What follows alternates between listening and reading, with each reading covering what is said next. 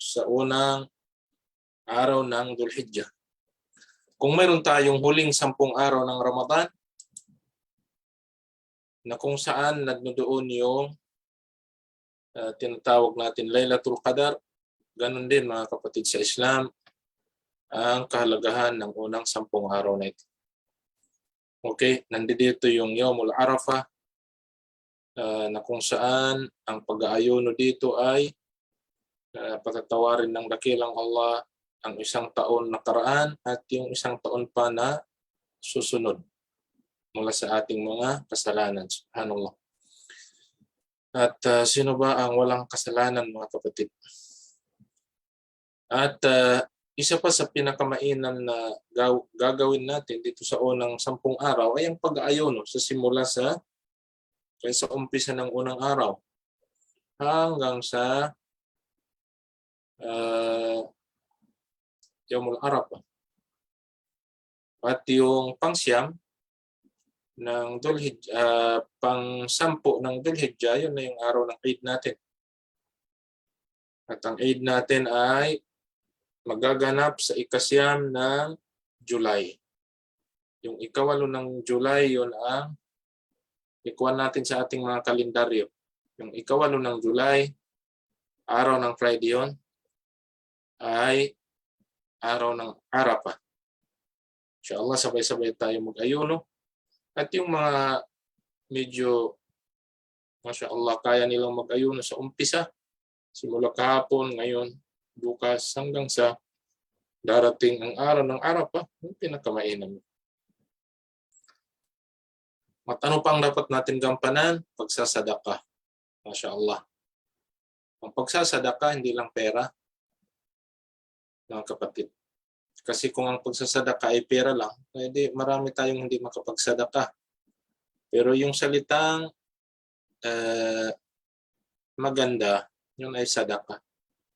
Ang ngiti mo sa kapatid mo, yun ay sadaka. May mga tao ngayon hindi na marunong ngumiti dahil sa problema. Dahil sa pinagdadaanan, hindi pwede yun sa atin. Ngumiti tayo dahil sabi ng hadith, tabassumuka li akhika sadaka. Ang ngiti mo sa kapatid mo, yun ay sadaka. Subhanallah. So, kawang gawa. Isa rin sa magandang gagawin natin sa unang 10 araw nito. Clear ba mga kapatid yan? Alhamdulillah, Ustads, opo. Malinaw po yung sound? Opo, Ustads, opo. Okay. Ano pa? Pagbabasa ng Quran, subhanallah, napakaganda rin gawain yan sa unang 10 araw. Pagkikiyamul layl, yan, maganda rin. Pagtatakbir, tahmid, tahlil, yung pagsasabi natin ng Allahu Akbar, Allahu Akbar, Allahu Akbar, la ilaha illallah, Allahu Akbar, Allahu Akbar, walillahilham. Kaya tayo sa loob ng bahay, nagmamaniho, naglalakad, sa loob ng pamilihan, nag-grocery, magtakbir. Hindi lang yung, ngayon naririnig natin nagtatakbir sa mga mall, yung voice recorder, voice record. Yun ang nagtatakbir, hindi yung tao. Hindi yun ang inautusan magtakbir yung voice record. Sino yung nautusan? Nautusan ba yun? Hindi yun ang inutusan ng Islam. Ang inutusan tayo. So magtakbir tayo. Huwag lang sa loob ng CR. Okay? So magtakbir, magtahmid, magtahlil. Alhamdulillah, Allahu Akbar, la ilaha illallah, Allahu Akbar. Paramihin natin yun. Pagtatakbir, okay, pagkikiyamul layl, pagsasadaka, sa mga kalalakihan, yung pagpunta sa masjid, pagsasala ng jamaah, pinakamainam, bago pa mag-adan, nandoon na tayo. Para sa gayon, habang inaantay natin mag-adan, nakakapag-dhikr na tayo, nakakapagbasa na tayo ng Quran. Tapos after ng adan, makapagsunna pa tayo ng mga rawatib. Iba yung pupunta tayo sa masjid na mag-ikama na. Ang daming mawawala sa atin. At yun mga kapatid, subhanallah, minsan yun ang nakasanayan. Yung kung kailan iikama na, tsaka pupunta sa masjid. Allahul musta'an. Allahul musta'an. Yung iman natin talaga kinakailangan sanayin sa mga gawaing kabutihan. Sabi ng mahal na propeta sallallahu alaihi wasallam, Bashiril masya'ina fil dhulami binurit tami yawmal qiyamah. Sabi ng mahal na propeta sallallahu alaihi wasallam, bibigyan ng magandang balita ang sinuman naglalakad papunta sa masjid sa kadiliman at bibigyan sila ng Allah ng kumpletong liwanag sa yawmul qiyamah. At isa pa doon, yung paglalakad natin, yung angat ng paa natin sa kanan, pagtataas ng antas natin, ang angat ng paa natin sa kaliwa, tawad ng Allah sa ating mga kasalanan. Ito nang pinag-aagawan ng tao, yung maiangat niya yung antas niya dito sa mundo. Maging presidente, maging prime minister, maging director, maging manager, maging... Dito yun sa mundo. Sa kabilang buhay, iba. So, iaangat ng Allah ang antas. So, yun mga kapatid, paramihin natin ang gawain natin kabutihan dito sa unang 10 araw ng Dhul-Hijjah hanggang sa magsasala tayo ng Eid. At iwasan din natin ang mga gawaing kasamaan.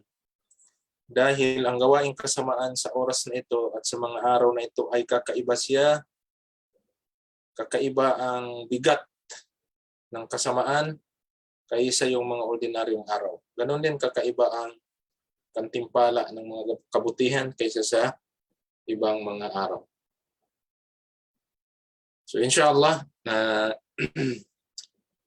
plano natin magtinulang itim.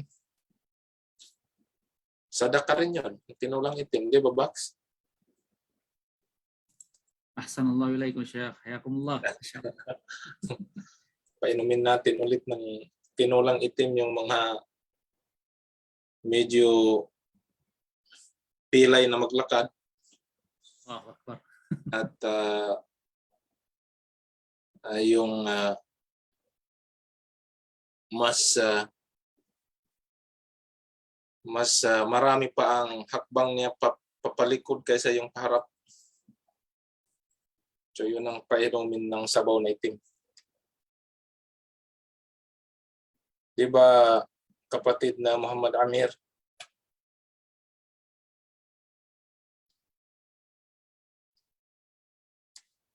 Di ba, Brother Khalid? Naam Sheikh, Assalamualaikum po.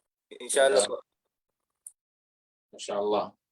So yun, inshallah. Mag-ano po tayo, sabay-sabay natin salubungin ang mga araw na ito ng gawaing mabuti. Ay sabay-sabay rin natin layuan ang mga pinagbabawal ng dakilang Allah subhanahu wa ta'ala. Paramihin natin ang ibada natin, lalo na itong mga araw na ito, inshallah. Na dahil katulad ng sinabi natin, ito ay kakaiba. Magsadaka tayo, kahit 1 dirham, 10 piso, sadaka na yun. Hindi kailangan yung marami. O kaya tubig, katulad dito sa amin. Minsan may kumakatok, biglang nanghingi ng inumin na tubig, yung mga tagalinis, mashallah. Ang sarap ng pakiramdam, maabutan mo ng malamig na tubig. Yung mga naglilinis ng kalsada. Ang laki ng pasasalamat sa Allah. Ikaw yung nakapagbigay ng ibadah. Subhanallah. Kung ang aso nakapasok, kung ang tao na yun nakapasok sa paraiso dahil pinainom na yung aso na nauuhaw, paano na kaya yung tao? Nauuhaw, napainom mo. Diba? So, yun mga kapatid, sa Islam, ang tungkol sa Paalaala lang yun sa akin at sa inyong lahat. Bago mag-umpisa ang ating lecture dito sa subject natin, Fiqh Sirah. Okay, tatawagin ko si Brother Abdul Karim Pulo. Brother Abdul Karim.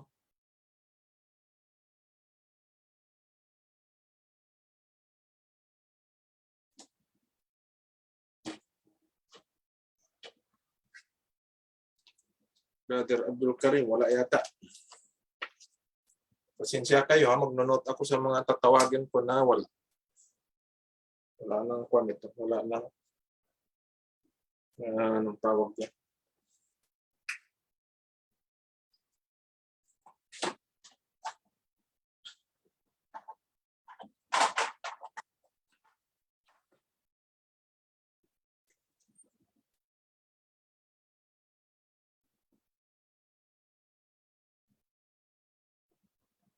Brother Nur Salam. Assalamualaikum Ustad. Nandito ako Ustad. Okay. Masya Allah. Muntik ka na masulat. Nandito na yung pangalan mo, di bali. Buburahin ko na lang. Andyan na po kayo? Assalamualaikum Ustad. Si Abdul Karim to. Present. Warahmatullah. Pakisara po yung mudakkira. Parang pakisara lang po yung mudakkira. Brother Nur Salam. Ustad. Si Brother Assalamualaikum. Abdul Karim Pulo. Muntik ka na masulat. Dito na yung pangalan mo, di bali. Buburahin ko na lang. Parang nag-iiko itong ano natin. Andyan na po kayo? Sila, Nag-iiko siya. kung nasa Zoom na kayo, huwag na kayo mag-open ng Facebook. Pwede marinig yung Facebook. Okay po, Brother Abdul Karim. Ustad. Assalamualaikum. Assalamualaikum. Sige po, magbigay po kayo ng isang dahilan bakit ang pinagmulan ng Risala Khatimah ay mula sa Jaziratul Arab.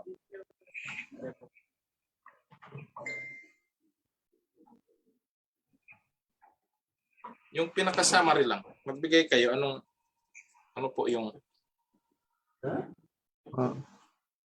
Hindi pa ako nakapag-review Ustad kasi okay. kailan na ako nakuha ng manual. Sige kasi po, akong sige po. manual. Walang problema. Walang problema yun. Brother Nur Salam. Ustad. Assalamualaikum. Alhamdulillah. Parehas na katanungan. Maikli lang. Isa sa kadahilanan Ustad na kaya binaba yung risala sa Jaziratul Arab dahil sa ang bansang yan, isa lang ang salita nila. At saka yung Makkah, binansakan siyang Okay na yun. Jazakallah khair. Anong salita mayroon sila? Arabic Ustad. Masya Allah. Okay, jazakallah khair.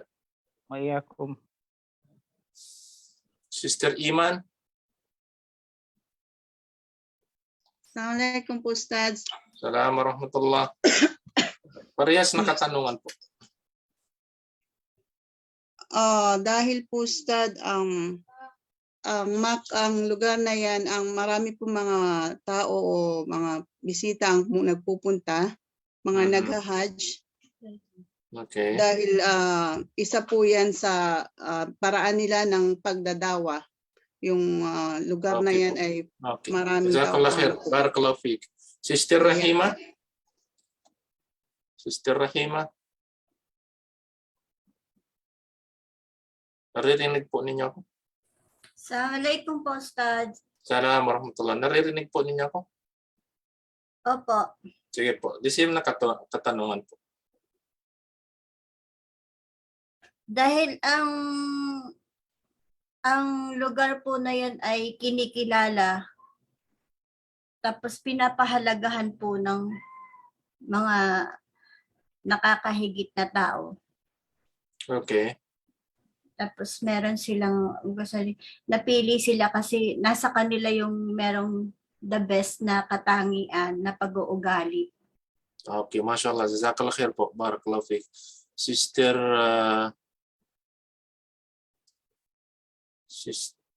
Mariam, magsayo. Assalamualaikum, Ustaz. Warahmatullah. Same question po, Ustaz. Opo. Isa sa mga dahilan ay dahil ang Jaziratul Arab ay tinatawag din ito siya na Ardul Hurra o Malayang Bansa. Mhm. Tinatawag itong Malayang Bansa dahil sa panahon na yun ay walang mga hari o naghari-harian sa mga lugar na yun. Mashallah. Barakallahu fiik. Mashallah. Okay, pamarakta, Ustaz. Si Sister Mariam Pinky. Assalamualaikum, Ustaz. Assalamualaikum warahmatullah po. Kumusta po? Alhamdulillah Rabbil Alamin. Buti po. Mashallah. Maulan po ba dyan? Maulan dyan? Hindi po. Hindi naman po masyado. Okay. Okay. Hindi malakas. Hindi po Okay. malakas ang ulan. Dito napakainit po. Subhanallah. Dito, Sige po, maganda ang parehas panahon. na katanungan po. Sige po. Kaya po, pinili ang Jaziratul Arab kasi nga po, siya po ay sentro ng mundo. Siya po Okay, ay nasa mashallah. center ng mundo na madaling ipalaganap ang mensahe ng Okay. Islam. Mashallah. Barakallahu fiik po. Wa iyyakum po. Sister Samiha. Sister. Assalamualaikum, Ustaz. Assalamualaikum warahmatullah. Napili po siya ang Jaziratul Arab dahil po ito ay malayo sa social media o kaya sa civilization, Ustaz. Okay, mashallah, mashallah, tabarakallah. Ang dami ninyong nakuhang idea. Ibig sabihin, sila ay uncivilized. Hanggang ngayon, marami pang mga uncivilized na mga Arab. Ibig sabihin, yung kultura nila, nandoon yung lahat. Okay, Box. Ustaz. The same na tanong. Ilan na ba, Ustaz? Kasi 8 lang yun ang nasulat natin. Okay. Summary lang. Ano yung mga naintindihan? Una-una, walang ibig sabihin yung dalil talaga na ang Jaziratul Arab bakit pinili ng Allah Subhanahu wa Ta'ala. Ngunit Allah Subhanahu wa Ta'ala lamang ang nakakaalam nun. Tama, At, mashallah. Sa kabila noon, wala tayong sa kabila noon, merong 8 at ang isa doon may dagdag sa yung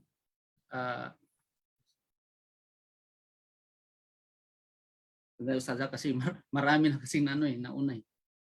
Okay. Yung lugar tapos yung si Ibn Khaldun yung siya ng mapa. Okay. At yung yung Jaziratul Arab siya ay nasa sentro at meron sila palang Ustaz, isa doon yung pag-uugali na meron sila katulad ng yung sistema nila, yung urf nila. Okay. Yung mga sistema nila? Yung tribal na system sa ruling nila. Tribal na pamamalakad o kaya pamamaraan ng sistema ng buhay nila. Meron sila sariling pinuno. Naam. Jazakallah khair, barakallahu fiik. Sister Aliyah Gonzales. Assalamualaikum, Ustaz. Tarantullah, kumusta ka na dyan, sister? Alhamdulillah, Ustaz. Alhamdulillah. Mashallah. Nami-miss ka na, Mr. Saleh. Ano ba yun? Sige po. Talastas lang yun. Oo, Ustaz, tinawag din, isa rin po sa dahilan na umaga, po siya, malayang bansa. Kasi po, walang naghahari-harian po sa, Jaziratul Okay. Makatarungan po yung, kaya napili po yun. Isa rin po. Mashallah. Sa dahilan. Actually, kung titingnan ninyo, 8 lang yung binigay natin. Pero kung babasahin natin, marami tayong ma-enumerate na mga kakaiba. Bakit pinili ng Allah subhanahu wa ta'ala ang Jaziratul Arab magiging manba ng Risala Khatim, o kaya yung doon mag-spread out ang kapahayagan mula sa Allah subhanahu wa ta'ala.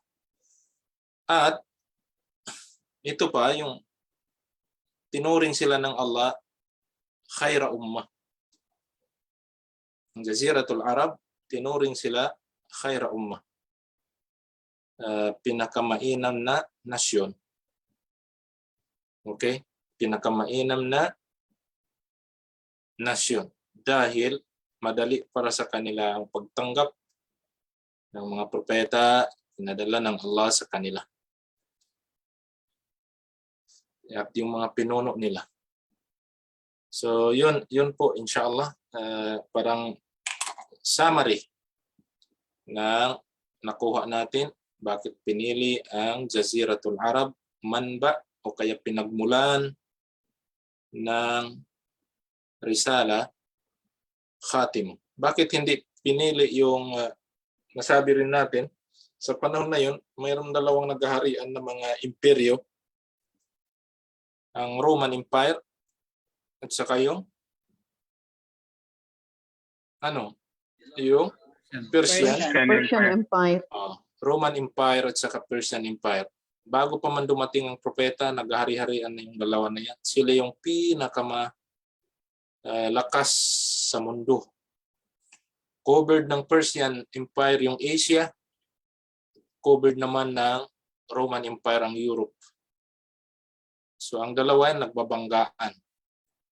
Hindi magkaunawaan. Pero subhanallah, ang Quran sinabi in advance sa Propeta Muhammad sallam na matatalo ng mga Muslim ang Roma. Yan binanggit ng Allah sa Suratul Rum. Hindi pa nagaganap yun, sinabi na ng Allah. Hanggang totally nawala yung paghahari ng Roman Empire at saka yung Persian Empire.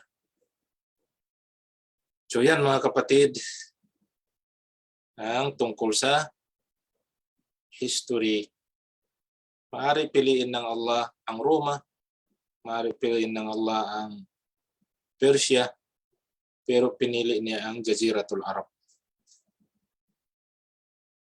Sa mga kadahilanan na nabanggit natin. Ngayon, pupunta tayo dito sa pangatlong paksa natin. Mizatu khatmir risalat bi risalati Muhammadin sallallahu alaihi wasallam wal umam bi ummati Muhammad sallallahu alaihi wasallam. Kaibahan ng kapahayagan dala-dala ng Propeta Muhammad sallallahu alaihi wasallam at kaibahan ng umma na ito. Yung umma natin. Kasi may mga naunang umma pa. Umma ni Musa, umma ni Isa, at nasyon ni Propeta Daud, nasyon ni Propeta Adam, nasyon, marami pa nauna sa atin. Pero ano ang kaibahan ng umma ng Propeta sallallahu alaihi wasallam at ano ang kaibahan ng kapahayagan dala-dala niya sa mga naunang kapahayagan? Mayroon bang kaibahan? Mayroon bang nakakahigit sa kanyang mga dala-dalang kapahayagan? So yun po ang tatalakayin na libro natin ngayon, inshallah. I hope clear po yung sound dyan. Opo, Ustaz, clear po. Clear po. Okay. So ito yan. Yan yung pangatlo. Al-mas'alatul ula, sabi niya ang una, min ikramillahi jalla sya'nu. Mula sa pagbibigay pugay ng Allah subhanahu wa ta'ala sa Propeta Muhammad sallallahu alaihi wasallam at parangal sa kanya ay ang pagbibigay ng kapahayagan o kaya pagbibigay ng mabigat na tungkulin at kapahayagan na siya lamang mag-isa. Na siya lamang mag-isa. Bakit ganito yung takbo ng salita na ito? Dahil ang mga naunang ummah, ipinadala sila sa kanilang mga nasyon lamang. At limited ang mga mensahe doon lamang sa lugar. Ngunit ang propeta sallallahu alaihi wasallam, ipinadala siya sa lahat ng sangkatauhan. Kaya ganun na lamang kabigat ang responsibilidad ibinigay sa kanya ng Allah subhanahu wa ta'ala. At ang risala o kaya mensahe dala-dala ng propeta ay hindi lamang nauukol sa Jaziratul Arab, kundi ito ay pangkalahatan. Sa lahat ng panahon, sa lahat ng henerasyon, hanggang sa magunaw ang mundo. Yan ang ibig sabihin yan.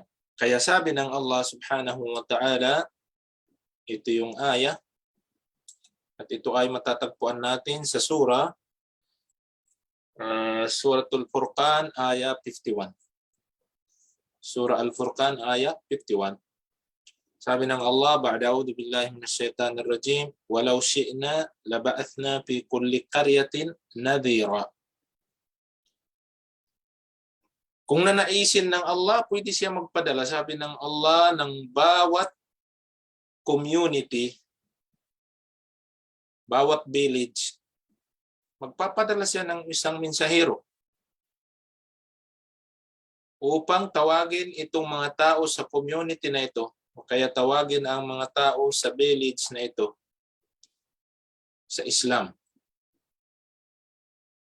فَتَخْتِيصُ اللَّهُ جَلَّ شَأْنُهُ مُحَمَّدًا صلى الله عليه وسلم بهذا المقام at ang pagbibigay parangal ng Allah kay Propeta Muhammad sallallahu alaihi wasallam at ang pagpili sa kanya para gampanan ang malaking tungkulin na ito at dalhin ang napakabigat na risala, waliyakuna rasulan lithaqalaini, at gawin siyang sugo para sa lithaqalaini. Anong ibig sabihin ng lithaqalaini?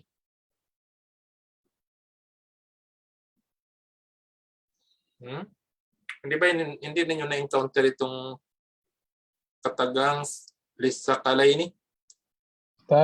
Tao at jin po. Okay, tao at jin. Tingnan ninyo pinadala ang propeta sallallahu alaihi wasallam hindi lamang sa tao kundi pati sa jin. Kaya sa Quran matatagpuan din natin ang suratul jin. Nakikinig sila sa Quran. Subhanallah. Bakit? Ang propeta Muhammad sallallahu alaihi wasallam ipinadala siya sa sangkatauhan at kasama na ang jin.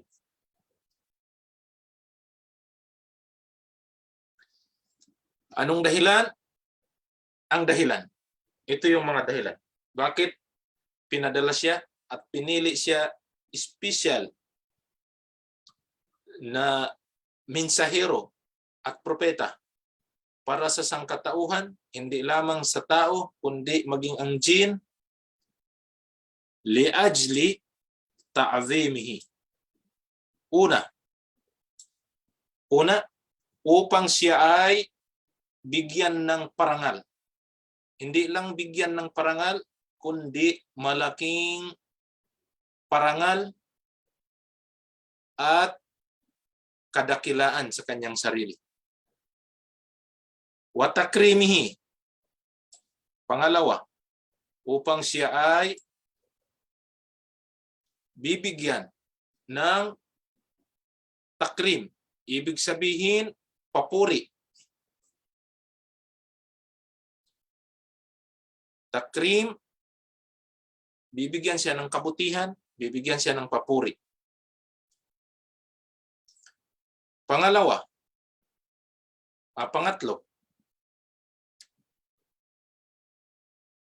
wa takhsisihi bil ajri al kathir wa thawab alladhi laysa lahu mathil. Ito yung panghuli, upang bibigyan siya ng espesyal na kabutihan na hindi naibigay sa ibang mga propeta. So yan ang tatlo, mga kapatid, na bakit binigyan siya ng Allah ng ganitong kabigat at kalawak na responsibilidad upang tawagin ang mga tao sa dinul Islam. Una, ta'dhimihi, upang siya dakilain, bigyan ng parangal, wa takrimihi, upang siya bigyan ng kabutihan,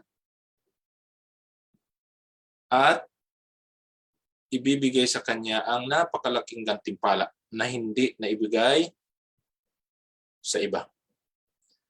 Falau arada Allah jalla sha'nuhu li ursila fi kulli misrin wa asrin rasulan yahmilu an Muhammad sallallahu alaihi wasallam ba'du aba ma tahmilu wa yasqut anhu bidalika ina wa ta'ab kathir, walakin Allah jalla sha'nuhu lam yurid dhalik wa hamalahu wahdahu sallallahu alaihi wasallam athqal nadara li jami'il qura liyudhhira fadlihi bi'umum risalatihi wa yu'addim ajrahu bi'admi jihadihi wa sabrihi wa yuksiru thawabahu bikathrati man yu'minu bihi. Sabi dito, kung gugustuhin ng Allah subhanahu wa ta'ala, magpapadala siya ng mga propeta sa lahat ng panahon, sa lahat ng pagkakataon, upang mapagaan sa propeta Muhammad sallallahu alaihi wasallam ang mga tungkulin na ito na napakabigat. Ngunit walakin Allah jalla sa'nu lam yurid dalik. Ang Allah ay hindi niya ninais yun. Bakit? Wa hamalahu wahdahu sallallahu alaihi wasallam, hinayaan niya ang propeta sallallahu alaihi wasallam na gampanan ang tungkulin na ito sa lahat ng mga community at mga villages na pinaratingan niya ng mensahe ng Islam, liyudhhira fadlihi, upang mangibabaw ang kakaibang karangalan ng propeta Muhammad sallallahu alaihi wasallam bi'umum risalatihi, dahil sa pangkalahatan mensahe dala-dala niya, wa yu'addim ajrahu, at upang dakilain ang kanyang o kaya upang makamit niya ang malaking gantimpala bi'admi jihadihi wa sabrihi, dahil sa laki ng kanyang pagsusumikap, jihad, susumikap o kaya sasabar. The more na malaki ang kanyang pagsusumikap na gawa, at the more na malaki ang kanyang pagsasabar dahil sa bigat ng kanyang tungkulin, the more na iaangat siya ng Allah at bibigyan siya ng malaking gantimpala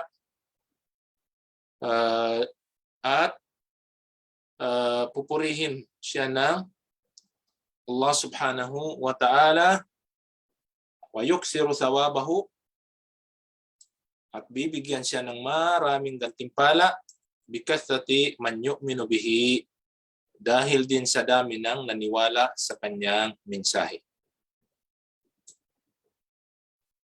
Okay, the more na marami ang naniwala sa propeta sallallahu alaihi wasallam, the more na lalaki ang gantimpala. The more na nagsumikap siya sa pagpaparating hanggang sa buhay niya, itinaya niya upang may parating ang mensahe ng Islam. Maalala natin ang mga kwento ng mahal na propeta sallallahu alaihi wasallam. Yung unang da'wa niya, yung secret na da'wa, binubulong lamang niya ang Islam sa mga tao sa Makkah dahil sa tindi ng panggigipit ng mga taong Makkah dahil akala nila papalitan ng propeta sallallahu alaihi wasallam ang relihiyon nila. Relihiyon ng kanunuan nila na kanilang kinamulatan, kanilang pinaniniwalaan simula't simula pa. Kaya ganun na lamang katindi ang pagsusumikap. Mayroon term dito sa jihad, yung pagpupunyagi. Yun. Pagsusumikap at pagpupunyagi ng propeta sallallahu alaihi wasallam sa landas ng Allah upang maiparating niya sa mga tao, unang-una sa kanyang mga kamag-anak. Yun mga kapatid, ang manhaj ng da'wa natin. Unang iimbitahan natin ang ating mga mahal sa buhay. Huwag ka muna mag-imbita sa tao na malayo sa iyo, samantala ang nasa loob ng bahay mo, hindi mo pa naiimbitahan sa Islam. Kasi salungat yun sa manhaj ng da'wa ng propeta. Bakit salungat? Dahil ang propeta, unang tinawag niya ang kanyang mga kamag-anak. Sinabi yun ng Allah sa loob ng Quran. Na tawagin niya muna yung mga malalapit na mga kamag-anak niya. Malalapit na yung mga mahal niya sa buhay. Tawagin niya muna sa Islam. At pagkatapos noon, pupunta siya sa susunod hanggang sa dumami na ang naniwala sa propeta Muhammad SAW. Pero mga kapatid, subhanallah, alam natin lahat, propeta na yon, pero may mga kamag-anak siya hindi naniwala sa kanya. Kaya huwag tayo makipag-away sa ating mga kamag-anak kapag hindi nila tinanggap ang mensahe ng Islam. Huwag natin awayin, huwag natin itapon ang kanilang mga gamit, huwag natin sila pagmumurahin. May mga nagdadaawa ngayon, pinagmumura yung mga Christian. Hindi yung turo ng Islam, mga kapatid. Ha? Kailangan pangaralan yung mga ganon, nagmumura pag nangangaral. Hindi yung gawain ng propeta. Wala tayong mababasa sa sira na nagmura ang propeta sa kanyang pagpapalaganap ng Islam. Wala. Nagpalaganap siya ng Islam, kasabay ang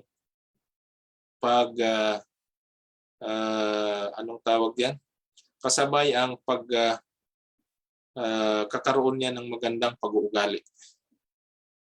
So, ganun ang minhaj o kaya manhaj ng da'wah. Tawagin muna ang mga kaanak natin, mahal natin sa buhay. Tapos, saka tayo lilipat sa ibang tao. So, da'watu sirran wa da'watu dhahran. Yung da'wa na secret da'wa at saka yung open da'wa ng propeta. Dalawa ang ginampanan niya. Yung sa Makkah, secret da'wa siya. Hanggang siya ay naghijra. So, yan mga kapatid ang tungkol sa isa lang yung nakuha natin.